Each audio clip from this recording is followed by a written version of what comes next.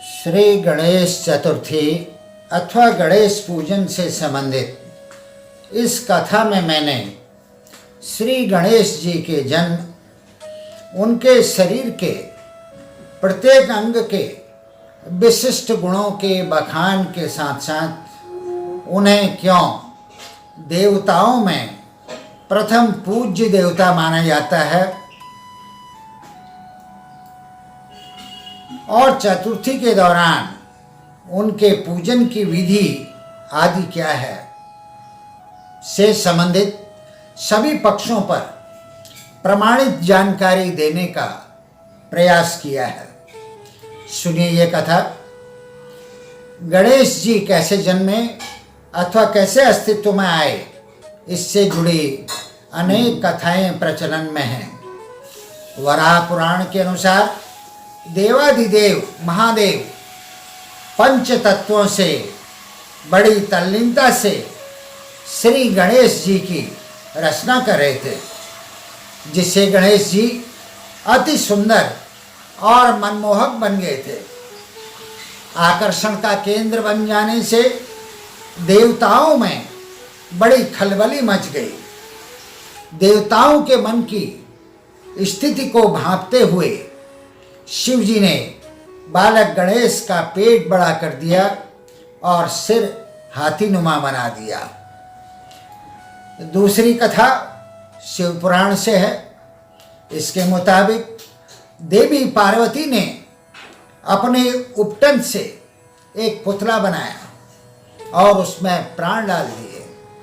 उसे गणेश नाम दे दिया। बालक गणेश समय के साथ धीरे धीरे बड़े होने लगे। एक दिन माता पार्वती ने बालक गणेश को द्वारपाल की तरह घर के दरवाजे पर यह कहकर बैठा दिया कि किसी को भी घर के भीतर प्रवेश नहीं करने देना, और खुद स्नान करने चली गई। अब हुआ यूं कि ठीक उसी समय भगवान शिव घूमते घामते वहां पहुंच गए। उन्होंने घर के भीतर प्रवेश करना चाहा, किंतु बालक गणेश ने उन्हें घर के भीतर जाने ही नहीं दिया। शिव जी ने समझाने बुझाने की काफी कोशिश की, लेकिन बालक ने हट पकड़ ली।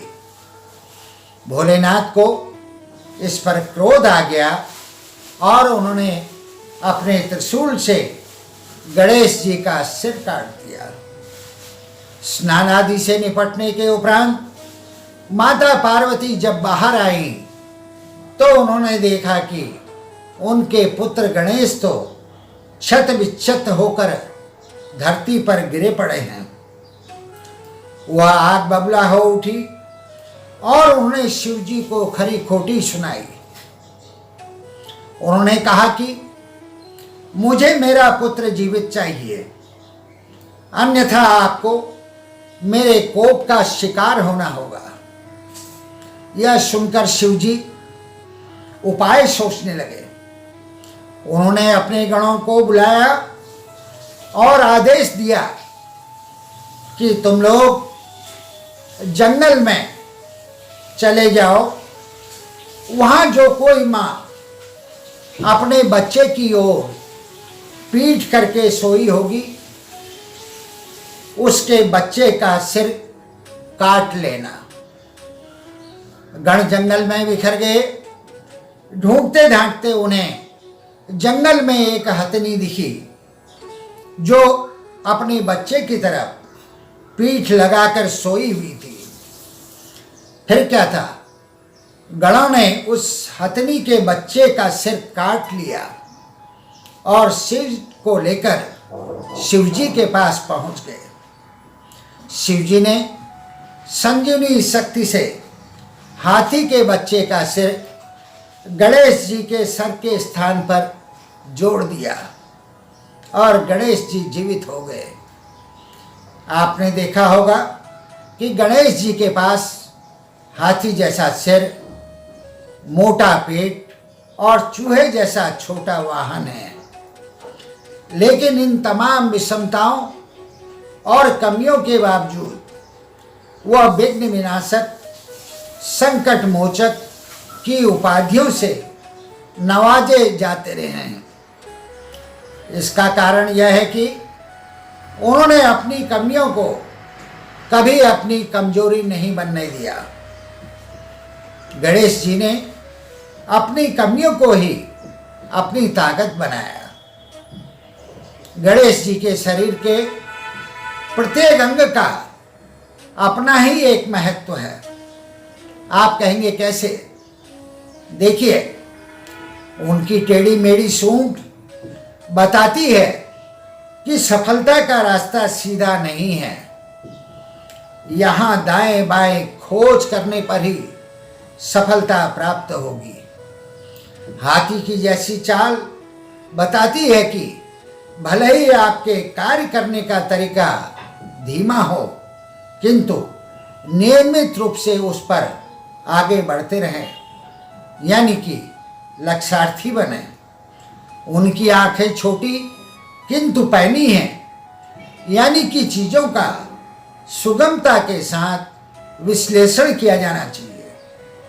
गणपति जी के कान बड़े हैं, अर्थात एक अच्छे श्रोता का गुण हम सब में होना चाहिए।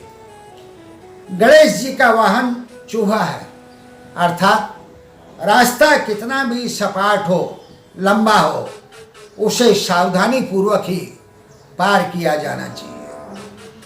आगे हम गणेश जी कैसे प्रथम पूजनीय देवता बने, इस पर विचार करते हैं।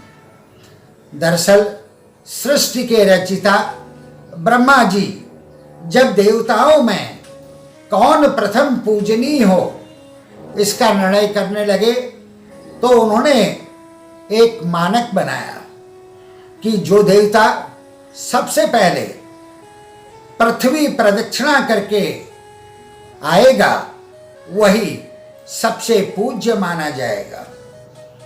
यह सुनकर सभी देवता अपने अपने वाहन में सवार होकर पृथ्वी प्रदक्षिणा में निकल पड़े।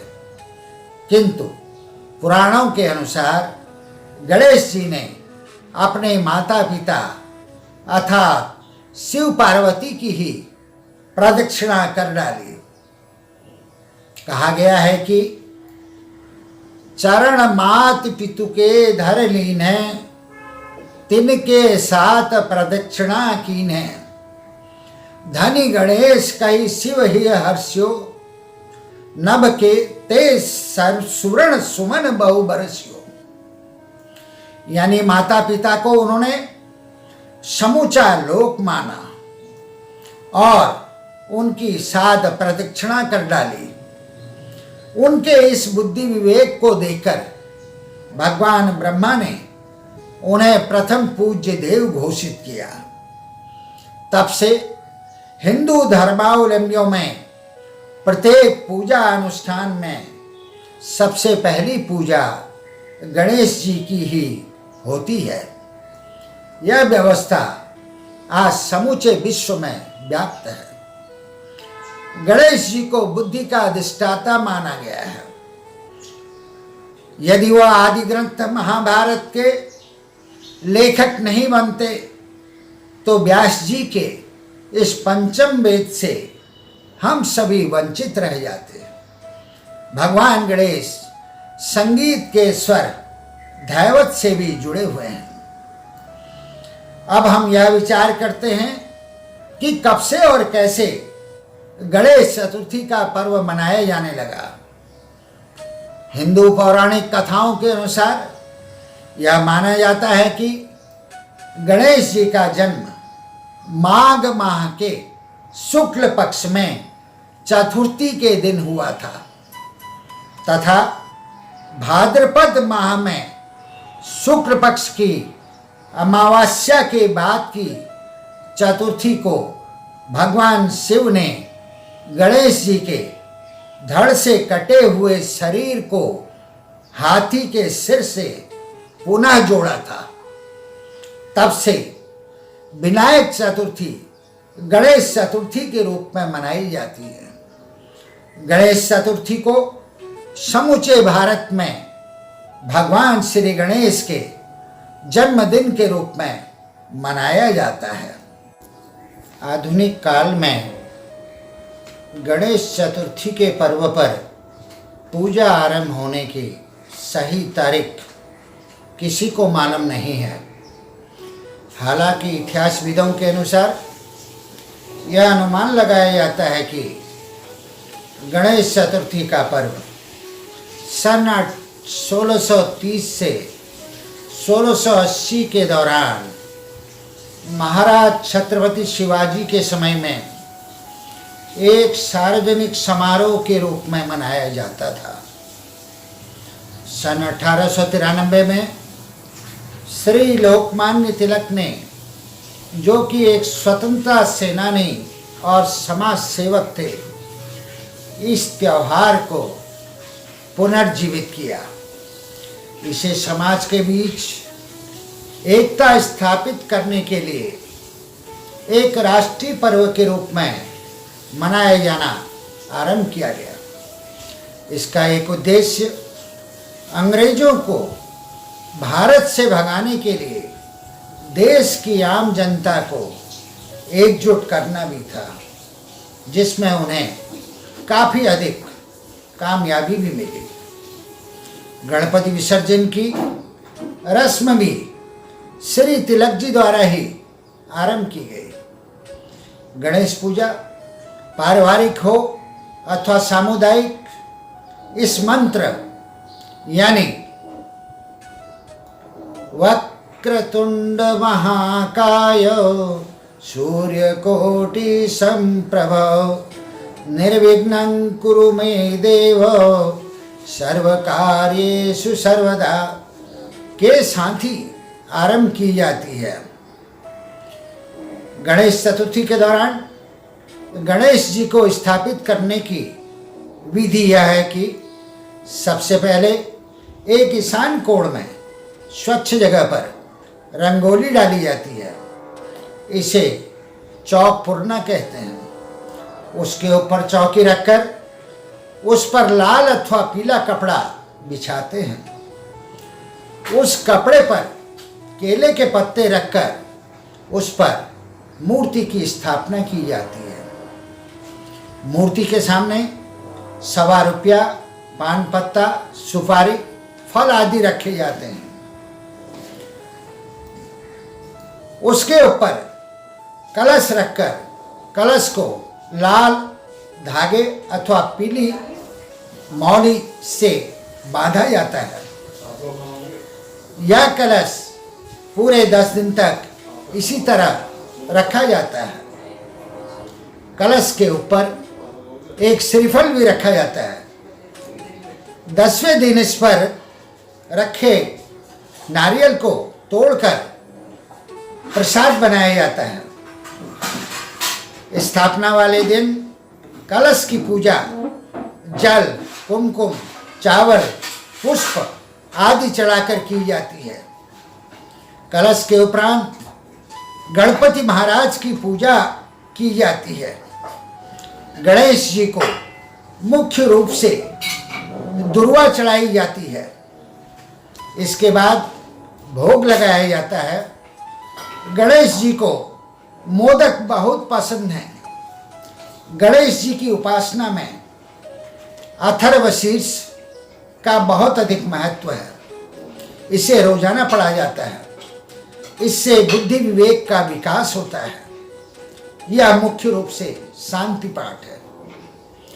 एक समय था जब गणेश चतुर्थी का पर्व प्रमुख रूप से महाराष्ट्र राज्य में ही सीमित था, किंतु आज यह पूजा, यह पर्व समूचे भारतवर्ष में मशहूर हो चुका है। सार्वजनिक स्थलों में गणेश पूजा प्रायः 10 दिन की ही रहती है, किंतु घरों में लोग अपनी श्रद्धा और सहूलियत के अनुसार 1.5 दिन से लेकर 10 दिनों तक कितने ही दिनों की मनाते हैं। सार्वजनिक पूजा पंडालों में सुबह शाम नियमित समय पर आरती की जाती है। भजन गाए जाते हैं। पुरुष, महिलाओं और बच्चों के बीच में अनेक स्पर्धाएं आयोजित की जाती हैं। अनेक लोग इस मौके पर व्रत आदि भी रखते हैं।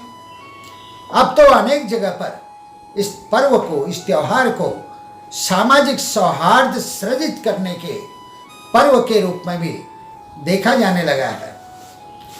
प्रायः सभी समुदायों के लोग आज बढ़ चढ़कर इस पर्व में हिस्सा लेते हैं अथवा इसका हिस्सा बनते हैं।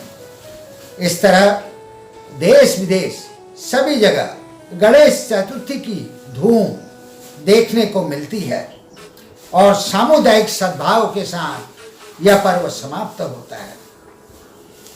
सज्जनों, मेरी यह कथा पौराणिक प्रमाणों, कथाओं और दस्तावेजों पर, उपलब्ध दस्तावेजों पर आधारित है। मेरा अनुरोध है कि मेरे YouTube चैनल ज्ञान गंगा चैनल 1 को लाइक करें और सब्सक्राइब करें और अधिसंख्य लोग इस अभियान के साथ जुड़ें। धन्यवाद।